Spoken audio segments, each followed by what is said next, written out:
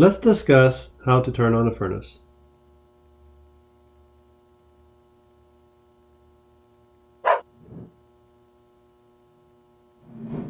Tools you'll need include a 3/8" flathead screwdriver and a 5mm Allen key.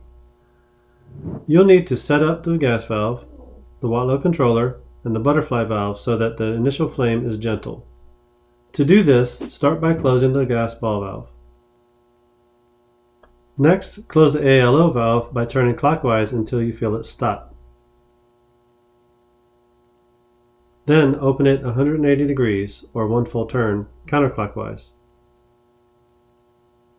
If this is the very first time this furnace will be ignited, set the butterfly valve halfway open, otherwise leave it as it was when the furnace was last shut down. Turn on the control panel.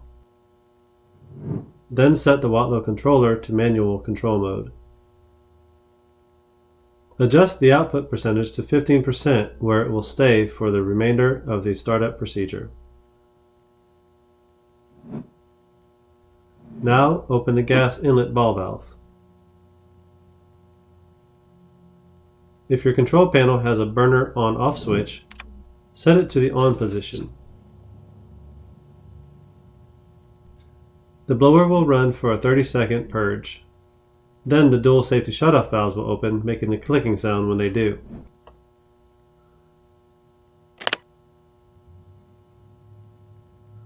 If the system does not start within the allotted time, the valves close and an error code is displayed on the flame safeguard.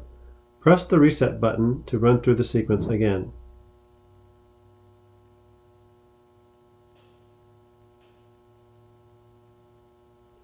When the valves open, the spark plug will begin sparking inside the nozzle to ignite the burner.